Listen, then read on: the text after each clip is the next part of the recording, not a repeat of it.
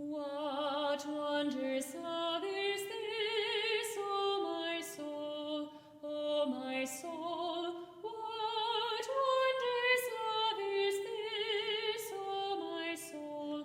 What wondrous love is this that brings my heart such bliss and takes away the pain of my soul, and takes away the pain of my soul. When I was sinking down, sinking down, sinking down, when I was sinking down, sinking down, when I was sinking down, beneath my sorrow's ground, friends to me gathered round. Oh my soul, friends to me gathered round. Oh my soul, to love and to all friends I will sing, I will sing. To love and to all friends I will sing. To love and to all friends, all pain and sorrow meant, with thanks unto the end I will sing, I will sing. With thanks unto the end I will sing. What wondrous love is this, O my soul, O my soul? What wondrous love is this, O my soul? What wondrous love is this that brings my heart such bliss and takes away the pain of my soul, and takes away the pain of my soul.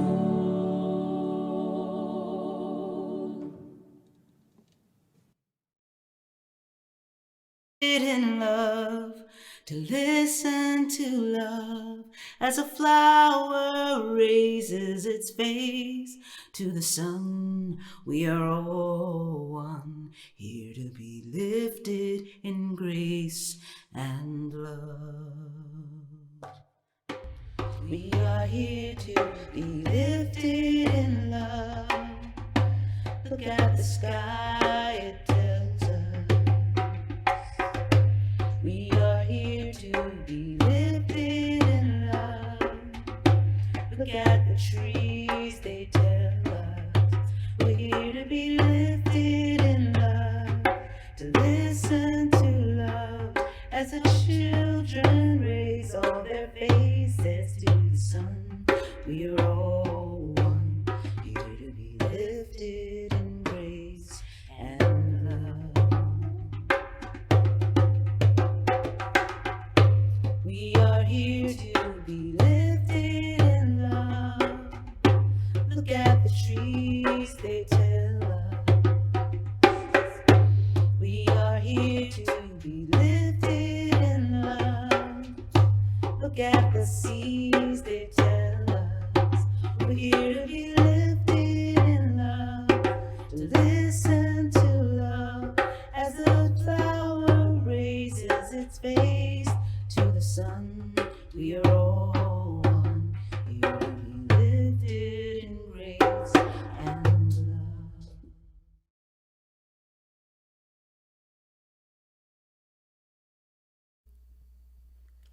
Spirit made a place for you where everything is new. Spirit made a place for you where everything is new. Love has made a place for you where everything is new. Love has made a place for you where everything is new. Love has made a place for you where everything is new.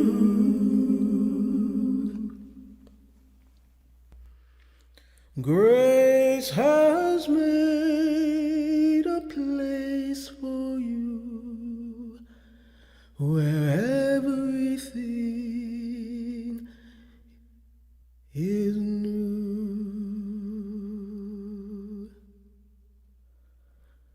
Grace has made a place for you where everything is new.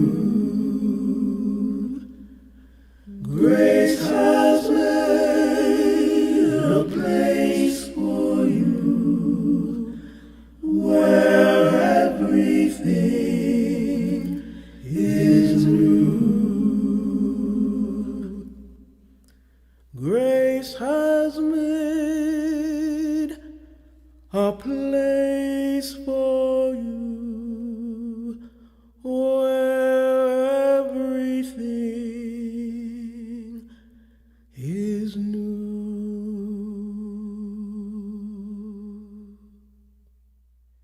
Spirit made, grace has made a place for you where everything is new.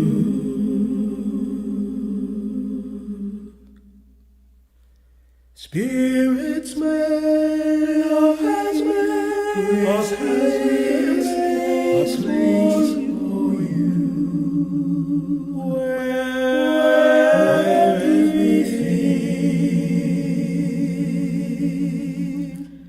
is new.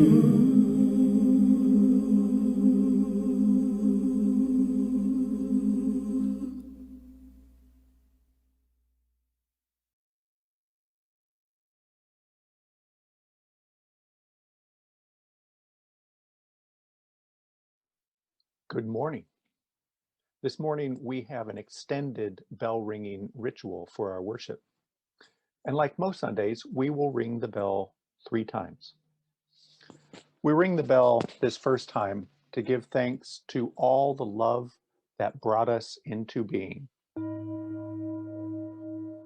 We live on land that was all around us, given for us to enjoy, and has given us amazing beauty. From the Sierras to the bay to the ocean, this land that we live on is teeming with life, of which we are but a part. From the blessings of its harvest, we have been given food. This land has provided us shelter, homes, protection. From the trees and the oil deeper in the ground, we have gotten fuel. Take all these things away, and you take us away. This land used to belong to the Ohlone people who treated it as sacred, recognizing its essential role in the continuing cycle of life. Wars have been fought over this land, and in so doing, not only was the land no longer treated as sacred, but neither were the people who occupied it. They were expendable, so was the land. Now the bill for that reckless colonial spirit is coming due. As a religious tradition, we also come from a long and rich and sacred history. The earliest Unitarians and Universalists were brave, forward-thinking, life-affirming communities which gave life to the people around them. They were a covenantal people who had been persecuted for their beliefs. So they made a covenant that whoever walked through their doors would be welcome and treated as having valued wisdom, even if it was different from what they knew.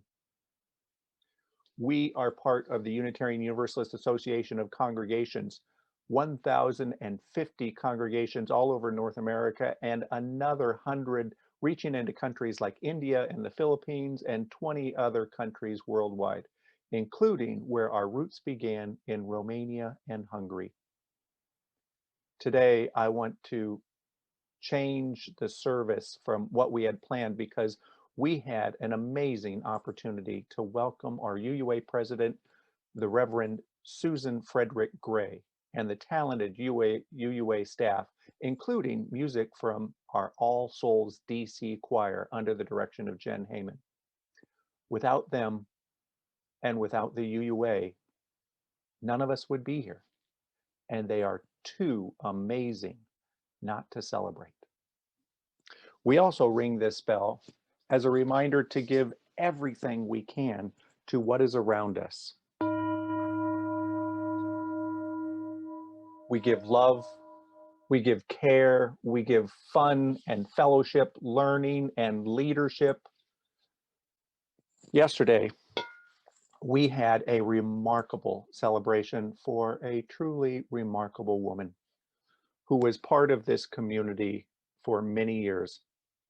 Jackie Porter was a teacher, a leader, a lifelong learner, and one of the most present, empathetic, and loving people you would ever want to meet. But if there is one thing that became clear with the more than 120 people who gathered to remember her and share about her life, it was her incredible commitment to make sure that the love she had was known to the people around her. The generosity with which she shared her time, her attention, kind words, the lessons that she learned that changed her life, all of this was as abundant and nourishing to the soul as the land is for our body. She will certainly be missed, but she will be missed so much more if we don't learn from her and adopt her generosity by loving one another and loving the world into its best chance for a hopeful future.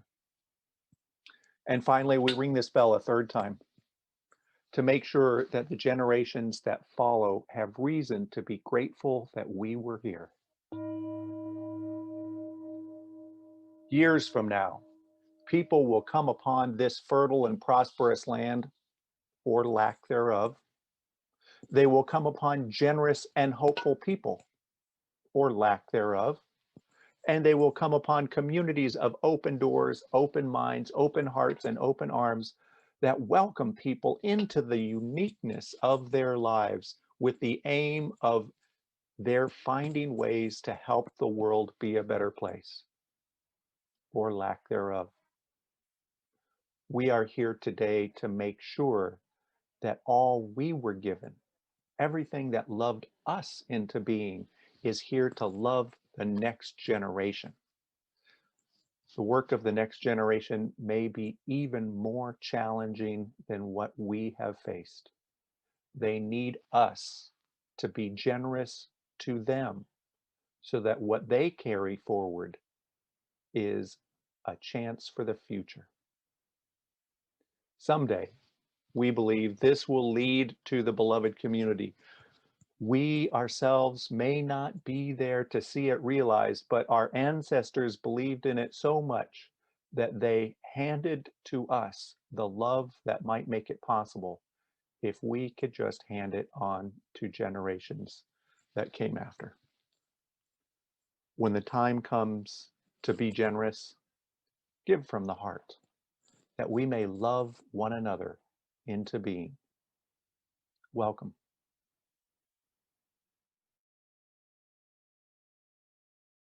Welcome. I'm Reverend Erica Hewitt, the Minister of Worship Arts at the Unitarian Universalist Association. I live on the ancestral lands of the Abenaki people on the coast of Maine, and my pronouns are she, her, hers. I'm Reverend Vale Weller, Congregational Giving Director at the UUA. I live on the ancestral land of the Ohlone people in San Mateo, California, and I use she, her pronouns. This worship service is an offering from your UUA, Worship Web, our Stewardship and Development Department, and your UUA President. It's an expression of our covenant to and with each other. You are part of us, and we are part of you. In our joyful process of collaboration with the stellar religious professionals you're about to meet, we centered our care for you, the congregations of the Unitarian Universalist Association.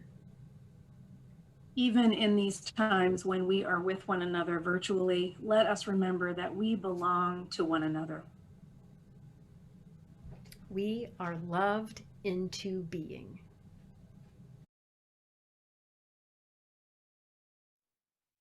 Good morning, Drew Wilson here. Like most of you, I wear many hats at Mission Peak and have since I first became involved. Let me tell you a bit about why I wear them and why Mission Peak continues to call me to worship here. I grew up in the Tucson Unitarian Church, now one of two Unitarian Universalist churches in, as you might guess, Tucson, Arizona. I left UU for a while, but rejoined while attending grad school in Pittsburgh, Pennsylvania. I then attended a 400-member church in Framingham, Massachusetts, before moving to Fremont, where Mission Peak was just getting started. So I've experienced large, well-established churches, medium-sized churches, and a brash startup congregation. My involvement with the brash startup, Mission Peak, has been the most taxing, exciting, and rewarding of the four. Mission Peak has taught me a lot and helped me grow in many, many ways. You were also very kind and loving when Janet died. I tried to show some of my gratitude by pledging at a level of about 5% over the years. But more recently, I have dramatically increased my pledge to the point that I am now one of the top donors, and this is because of what I think Mission Peak, with work, guidance, and encouragement, can become.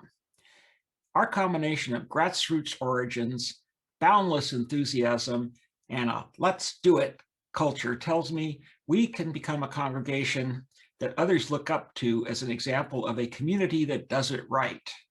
Or, to borrow sort of a biblical phrase, a shining congregation on the hill. My vision for Mission Peak is one where we embrace diversity and resolve any conflicts that arise with love and compassion as guided by our covenant.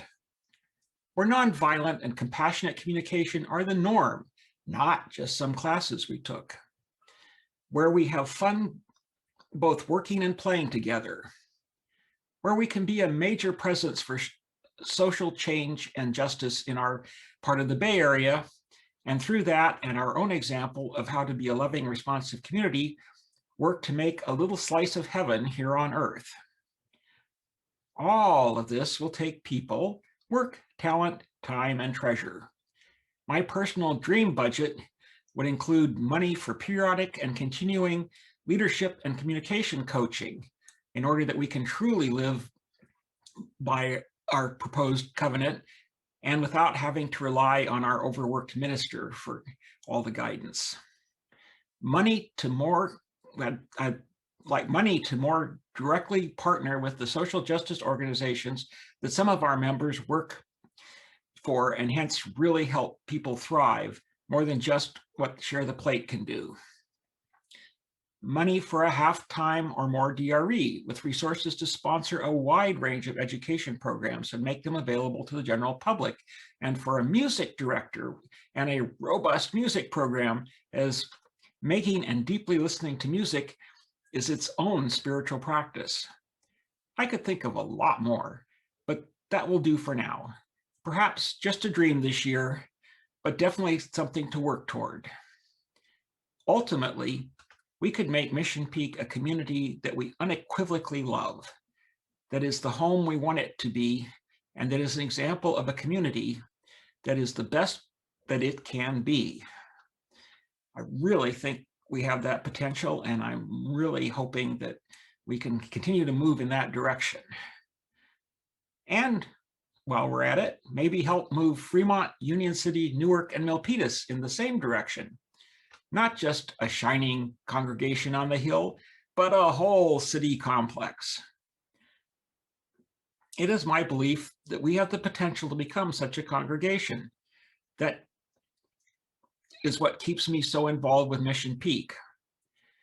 I hope someday we can be that shining example of a congregation that really lives by the principles and makes a notable difference in the world. For now, let us worship together as we contemplate what a great place Mission Peak is and what a fantastic place it could be. May it be so.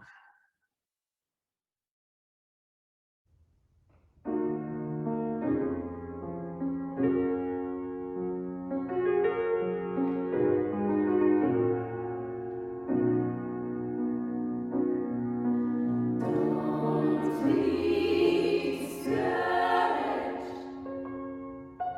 Don't give up now. Don't be discouraged. Don't give up now. Someday somebody's gonna make you wanna turn around and say goodbye. Till then, baby, are you gonna let 'em hold you down and make you cry? Don't you know, things will change, things will go your way if you hold on for one more day. Hold on for one more day. Hold on for one more day.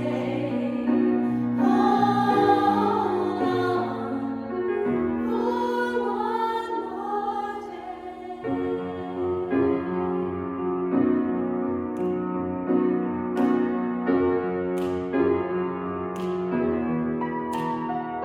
for one more day. Someday somebody's gonna make you wanna turn around and say goodbye. Till then, baby, are you gonna let 'em hold you down and make you cry? Don't you know, things will change, things will go your way if you hold on for one more day. Hold on for one more day. Hold on for one more day. Hold on for one more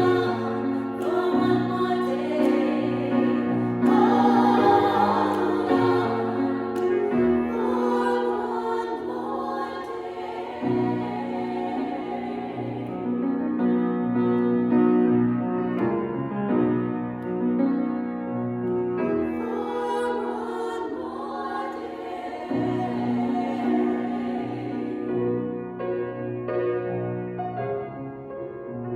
For one Don't be discouraged. Don't give up now.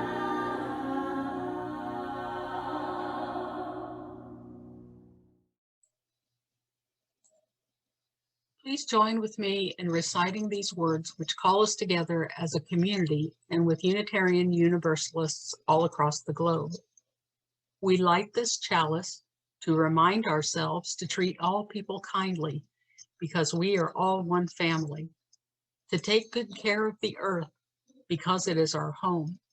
To live lives full of goodness and love because that is how we will become the best people we can be.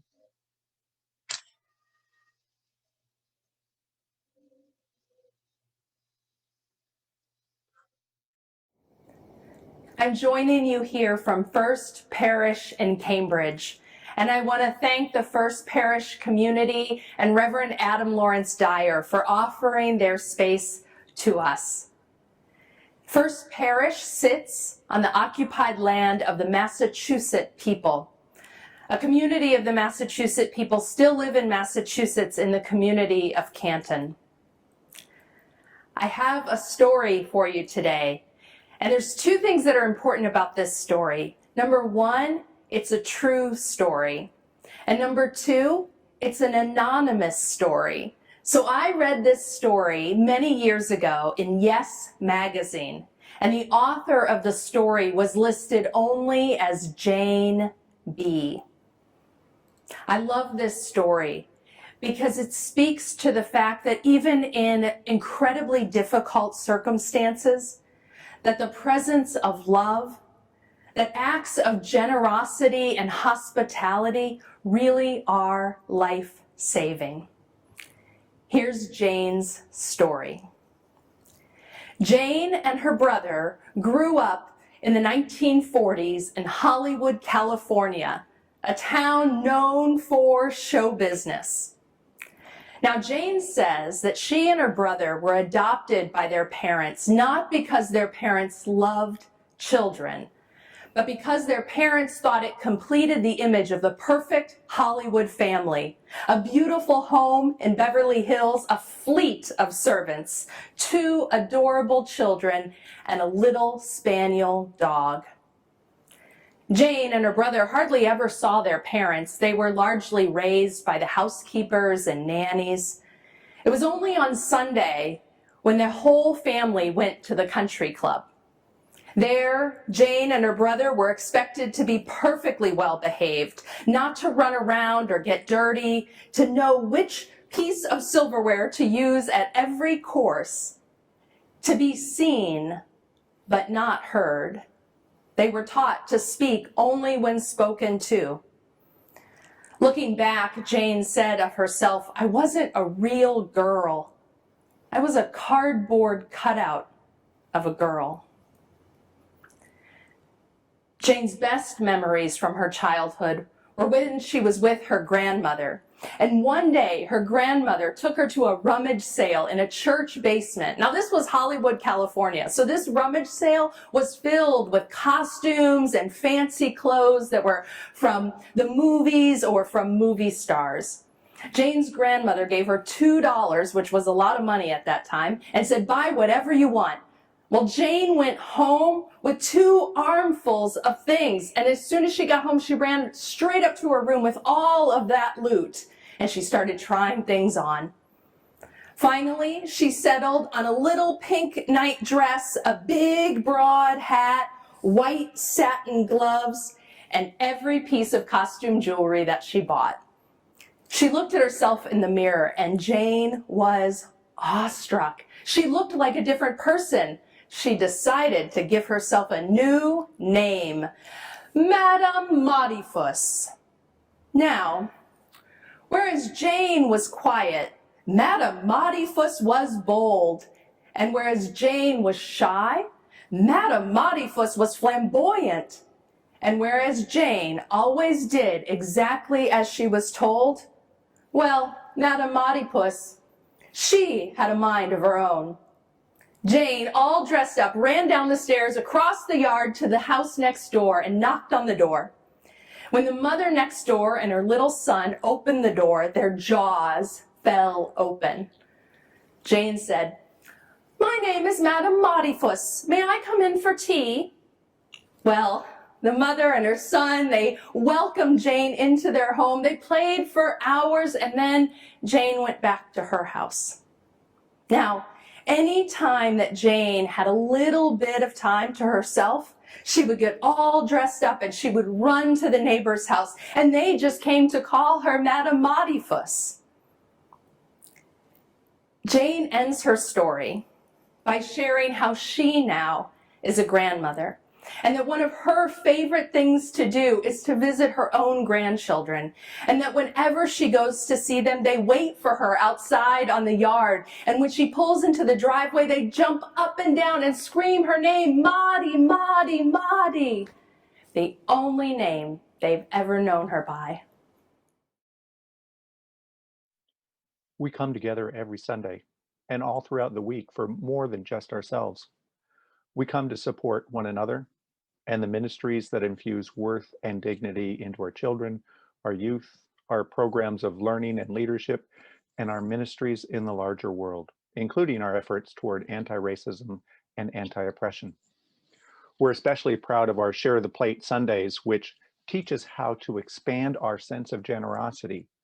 And this month is an exceptional opportunity to be generous and begin some of the much needed redemption and reparation needed for us to find collective liberation from the great harm caused by so many years of slavery, and following that, the residual systemic racism that has been in place. Please make a contribution by mailing your check to Mission Peak Unitarian Universalist Congregation at the address on the screen. If you would like to donate to our partner project, the Community Housing Development Corporation, please put CHDC in the memo line. Thank you for supporting and sustaining the efforts of our ministries, our members, our friends, our partners, and the larger world. Your contributions make loving, learning, and leadership more possible. One of the things that allows us to find hope and meaning, especially in the hard times, is the love and support we show one another. If you have a joy or concern that by sharing with this caring community might bring the encouragement or resilience you are needing, please write it briefly now in the chat. If your need is personal, you can also send an email to our minister for a follow-up conversation.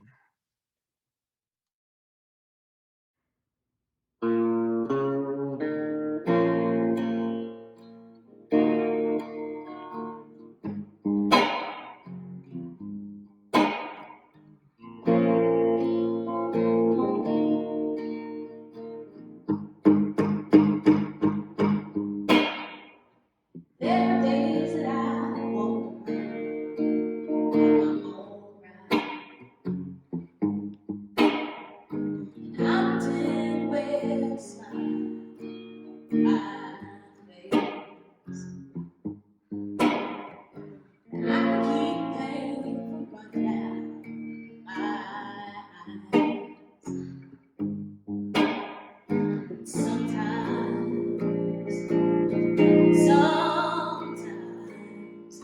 Sometimes I cry.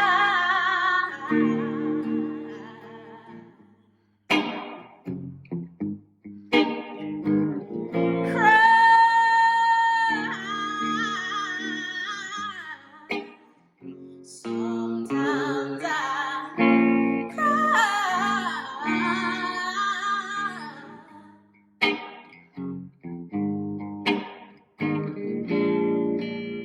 when I can't do nothing else.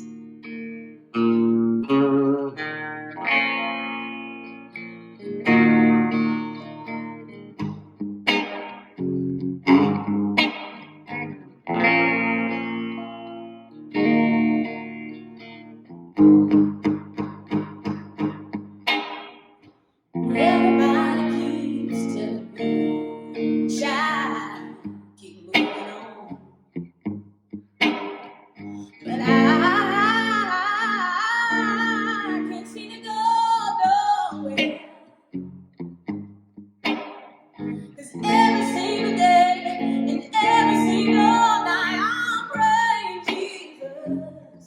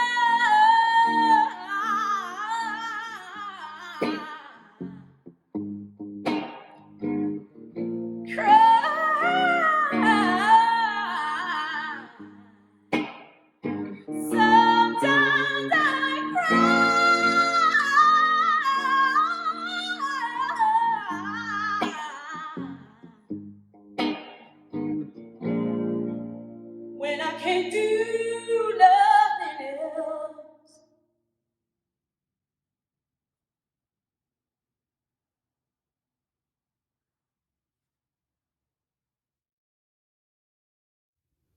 I would like to begin by acknowledging that I live in the traditional land of the people of the Three Fires. I am deeply honored and grateful to the land itself and to the people who have taken care of it for generations. And today I bring to you a quote from the process theologian Bernard Loomer, who says, by size, I mean the stature of a person's soul. I mean the range and depth of your love, your capacity for relationships.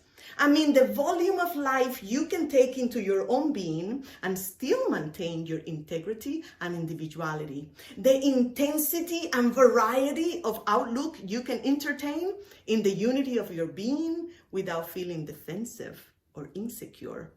I mean the strength of your spirit to encourage others to become freer in the development of their diversity and their uniqueness. I mean the power to sustain more complex and enriching tensions. I mean the magnanimity of concern to provide conditions that enable others to increase in stature. End of quote. Of the hundreds of books I had to read for seminary, of the thousands of passages that I read and highlighted and marked, this one has stayed with me the most. From the moment I read that quote, I was like, that is it. That is it. Because since I came from Cuba in 1995, I have been in many liberal religious circles, and we had been having in those circles this amazing conversation about what was out there, amazing conversations about the meaning of life, but no one was talking about what goes on in here, at the core of our being. No one was talking about our humanity and the struggles that come with being human, as well as the delights. This quote was talking about these tensions inside of us, the expansion, the volume, the range, the depth, the complexities of our humanity. Shall I read that quote again? Let's read it again. Here it is. By size, I mean the stature of a person's soul, the range and depth of your love, your capacity for relationships. I mean the volume of life you can take into your own being and still maintain your integrity and individuality. The intensity and variety of outlook you can entertain in the unity of your own being without feeling defensive or insecure. I mean the strength of your spirit to encourage others to become freer in the development of their diversity and their uniqueness. I mean the power to sustain more complex and enriching tensions. I mean the magnanimity of concern to provide conditions that enable others to increase in stature. Here's another reason why I love that quote so much, why it resonated with me so much. It's particularly this line, I mean the strength of your spirit to encourage others to become freer in the development of their diversity and uniqueness. I was like, what if that is the future of liberal religion? What if this is where we have failed by not encouraging others to become freer in the development of their own diversity and their uniqueness? The story of Madame Modifus is a story that is painfully familiar to me. Someone who came from another country, from another culture, and having to tone it down in order to fit in, because my whole self is not welcomed in some places. And what I know about the human soul is that it goes into hiding. It goes into hiding when we can be our full selves, our whole self. And that breaks my heart every single day. seeing what oppression and repression does to the human soul, to our core, to what is most authentic, most unique, most precious about us, what having to repress our life force does to our psyches. I know. And so this quote is asking us to grow the size of our soul, to expand, to open up and let in more perspectives and more languages and more cultures and more colors, more diverse wisdom, and to wrestle with how that contradicts our own worldview. It is asking us not just to allow others their uniqueness, but to invest in the growth of others. That's my second favorite line. I mean the magnanimity of concern to provide conditions that enable others to increase in stature. And that is love, beloveds. That is love. That investment in creating the right conditions for all of us to grow and flourish. And you know what Zora Neale Hurston said about that, right? She said, love, make your soul crawl out from its hiding place. Love, make your soul crawl out from its hiding place. May we create more loving conditions. May we invest in love. May it be so. May it be so. Amen and Ashe.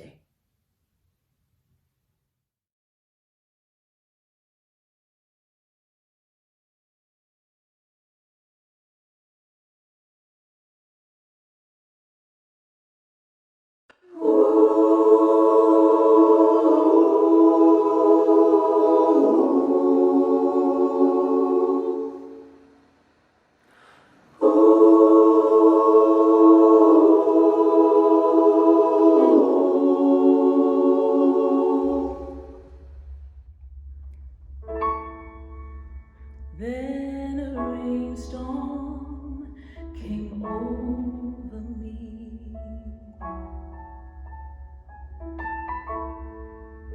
and I felt my spirit break.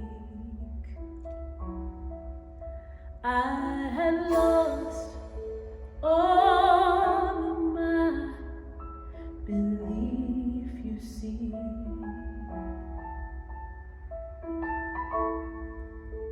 I realized my mistake, but time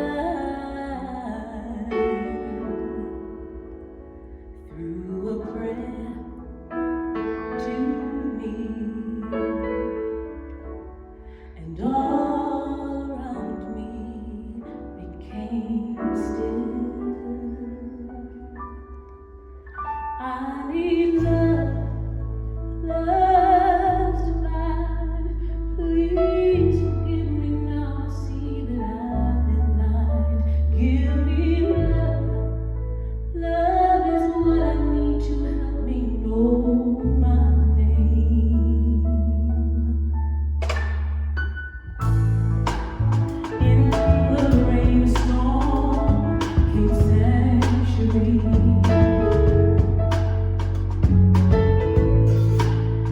I felt my spirit fly. I have found all of my reality.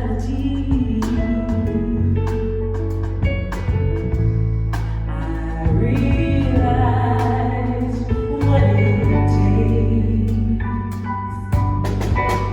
Give me love. Please forgive me now. I see that I've been blind. Give me love. Love is what I need to help me know my name.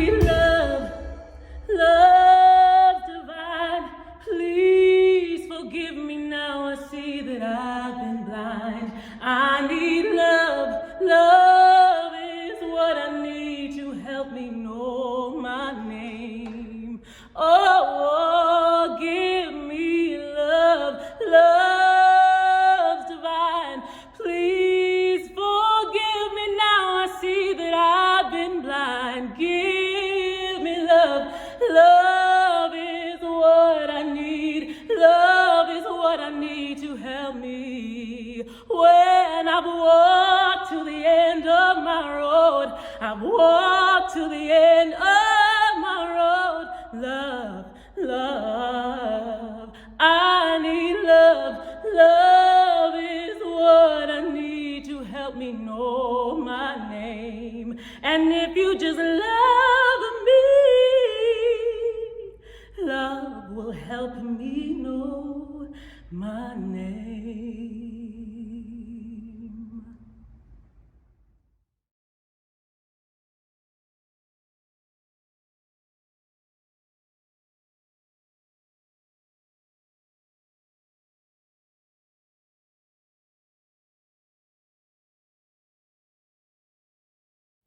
Yes, love is what I need to know my name. These words from the artist's seal capture the meaning of our story today. The story of Jane and her discovery of her full self and her real name, Maudie. Jane's story captured my attention the first time I read it. Her words, "I wasn't a real girl. I was a cardboard cutout of a girl." They stayed with me. It's clear the trauma and the pain of her home life. And this isn't unique or even uncommon for children, for any of us. So many of us know these experiences in our home lives, in our work lives, or in the stifling cultural conditions of oppression that seek to make us small, quiet, invisible. Conditions that seek to rob us of our fullness. But then something happens for Jane. Through the love of her grandmother, the generous embrace of the neighbors, and a little bit of imagination, Jane's full self, Maudie, finds expression. The freedom she experiences is in moments. Those moments when she's able to steal away from her house and go to her neighbors. But it is enough. These small moments of joy and love in the midst of the neglect and the suffering, they are life-saving. Zora Neale Hurston writes, "Love makes your soul crawl out from its hiding place." And that is exactly what Maudie's soul does. She is loved into the fullness of her being. I hear echoes of my own story in this story. And maybe you do too. For me, in a time of tremendous difficulty in my life, my UU church was the neighbor's house, full of warmth and welcome, music and imagination. And the grandmother? That was my Sunday school teachers, whose love and care, coupled with joy and attention, it made a difference in my life when I most needed it. That congregation, that community, those teachers, they helped me find my voice, my spirit, my soul. They loved me into being. I imagine that you too have stories like this. How Unitarian Universalism, its theology, its people, its ministry changed you, saved your life, helped your soul crawl out of its hiding space. How it helped grow the size of your soul. As process theologian Bernard Loomer so powerfully describes, by size, I mean the stature of a person's soul, the range and depth of your love, your capacity for relationships. I mean the volume of life you can take into your being and still maintain your integrity and individuality. There's so much expansiveness and generosity in Loomer's definition of the size of your soul. And he goes on. He says, I mean the strength of your spirit to encourage others to become freer in the development in their diversity and uniqueness. I mean the magnanimity of concern to provide conditions that enable others to increase in stature. You see, Loomer is not just talking about individual growth and liberation. And this matters to us as Unitarian Universalists because our faith has never been solely about individual spiritual growth. As Unitarian Universalists, we understand salvation not as individual, but collective. We recognize the fundamental interconnectedness, interdependence of all life and of humanity. Foundational to the core theological idea of interdependence is that mutuality and responsibility are inherent to who we are as human beings. We are not islands. And our tradition calls us not to individual freedom or transformation alone, but to the liberation and thriving of all people. One of the most important and successful campaigns within Unitarian Universalism over this past year was UU the Vote, a national effort for Unitarian Universalists to partner with local grassroots organizing and voting rights groups on an unprecedented voter engagement, voter registration, and voter turnout effort. It was the first ever effort like this on our part as a larger association, and it was awesome. But here's something you may not know about UU the Vote. When I first shared the idea for UU the Vote at the 2019 General Assembly, I didn't know if it would take hold. I was simply throwing out a seed of a dream, imagining there before thousands of you, congregational delegates at GA, I asked, what if we as UUs helped engage and mobilize 1 million people to vote in the 2020 election? When I said that, it was scary. It seemed impossible. And in fact, the next time I talked about UU the Vote at a local congregation, I reduced the number to 500,000. But before we'd even started to create the team and the infrastructure, when we were still just talking about this idea, congregational leaders, ministers, religious educators, and members were clamoring to volunteer. Financial gifts began coming in, some unsolicited.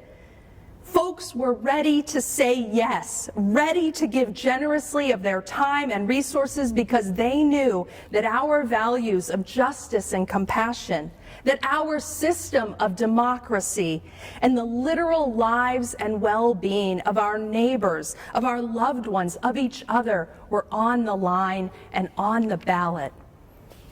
Thousands of people volunteered. Thousands of donors came forward from our congregations, many of you, and together we invested tens of thousands, if not hundreds of thousands of hours and well over $1 million to vote love in the 2020 election. And in the end, we reached well over 3 million potential voters, far exceeding our wildest dreams. In what was the largest, most transparent and accessible election in our history, we UUs played a significant role. And we were likely the largest, most organized, faith-based, pro-democracy effort during the election. Wow. Imagination, generosity, commitment, collective action. These fueled UU the Vote. But there was also some magic to it because it recognized our strengths and it invited us more fully into who we are. For we are the people who show up. We are the people who work together in community. We are people who believe in democracy, who understand our faith as active, who are concerned about the conditions of justice here and now, and who, when it comes right down to it, are a hopeful people. We are a hopeful people about what is possible and about our agency and capacity to meet the challenges of our time. Some of the magic of UU the Vote was that together we were loving each other into the fullness of who we are as Unitarian Universalists. But this isn't the end of the story. It is a reminder. It is a glimpse of what is possible when we say yes. When we say yes so generously and powerfully to what we believe in, to what we care about, to our ministries, our values, and when we choose solidarity, interdependence with wider networks of people working for justice, compassion, and liberation. From the beginning of my time as UUA president, I have said, this is no time for a casual faith, no time for a casual commitment to what you love most, and this is no time to go it alone. UU the Vote is just one example of what it looks like to take our faith, our values, and our commitment to interdependence seriously. It is life-saving, life-changing ministry, individually in our own lives, and revolutionary when we bring that powerful yes out into the world. And this yes is what is needed so deeply in our communities and our world right now. To love our society, to love our world into a new place of being. In her important book, Caste, Isabel Wilkerson explores the conditions of racism, white supremacy, and racial hierarchy as an American caste system. And in her book, she quotes Gary Michael Tartikoff, an American scholar of castes, who says of the United States, "This is a civilization searching for its humanity. It dehumanized others in order to build its civilization, and now it needs to find its own."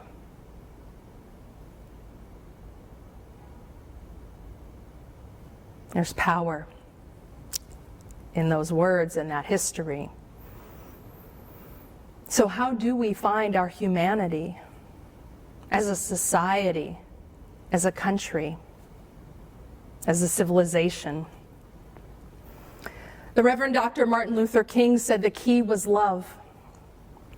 By love, King did not mean a sentimental or romantic kind of love, but rather an overflowing, audacious, and unconditional love that sought the fullest unfolding of every person. King said this love might well be the salvation of our civilization. The only way that we overcome the forces of racism, domination, discrimination, dehumanization, the forces that are at the foundation of the United States, those forces that have the effect of dehumanizing our society, the only way we overcome those forces is to turn to the deepest source of our humanity. And as Unitarian Universalists, we know that that foundation, that source of our humanity, is our compassion and our interdependence, our mutuality and relationship and responsibility to each other. In other words, I would take Bernard Loomer's words and King's words and say we need to grow the size of our love. And by size, as Loomer says, I mean the range and depth of your love, your capacity for relationships. I mean the volume of life you can take into your being. I mean the strength of your spirit to encourage others to become freer, to provide conditions that enable others to increase their stature, the size of their love and their soul. And this is where the real spiritual depth and calling of our faith lives. not just as an intellectual exercise, but as embodiment. Embodying and growing our capacity for this powerful form of love that encourages all of us to live into the fullness of our being and that is committed to the conditions that make this fullness possible for everyone. Compassion, interdependence. Looking back, the love of her grandmother, that trip to the church rummage sale, and the generous, inclusive embrace of her neighbors made a powerful difference to young Jane, to Maudie.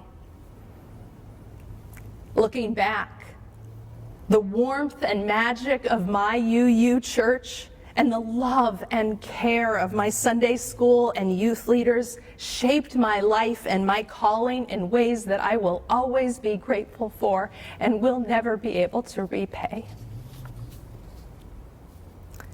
Looking back, UU the Vote became this incredible source of community, joy, and positive action in the midst of what was one of the most traumatic times in our lives. It drew us together in unprecedented ways and was a lifeline. And this is not the end of the story. It's just a glimpse, just a few stories to capture some of what is possible in all of our congregations when we say yes. When we say yes boldly, audaciously, powerfully to our values, to our spirits and our love, and to one another. These stories and more are happening all across our congregations. None of us will ever know all the difference that our generosity to our congregations has made to the lives of our children, our families, our elders, to the lives and conditions of our larger communities. We'll never know all the ways that we have helped make a difference. When we give boldly, generously, audaciously of our financial resources as we are able, we make our values and our ministry manifest in the world. When we give generously of our hearts and our care and our love to our children and families, elders and adults, young adults and youth, we change lives. We save lives. And when we dream big, as leaders and staff about the impact we are called to make in the wider world, lives are changed. The material conditions of our communities can change. We are changed. We make it possible. Loved into fullness, loved into being. May we keep saying yes, boldly, courageously, and lovingly to our values and our faith. May it be so. Please join with me in reciting these words to extinguish our chalice. We extinguish this flame, but not the light of truth, the warmth of community, or the fire of commitment. These we carry in our hearts until we are together again.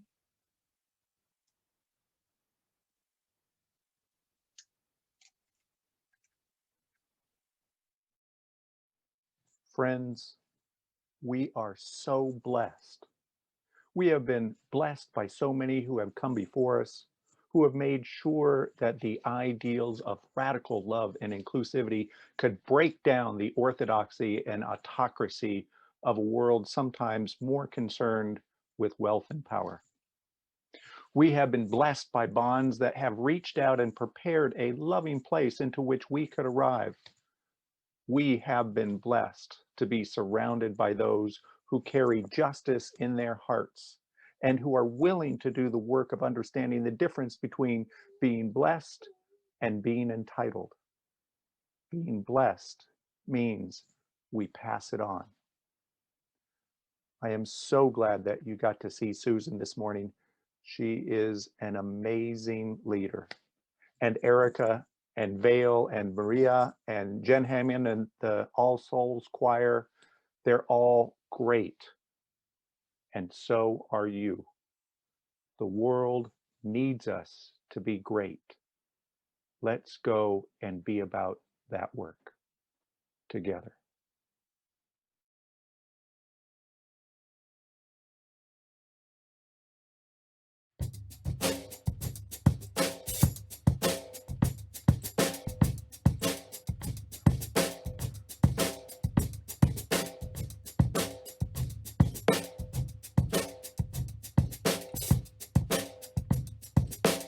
It's not the waking or the rising.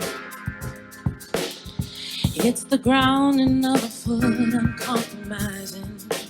It's not forgoing of the light. It's not the opening of the eyes. It's not the waking, it's the rising.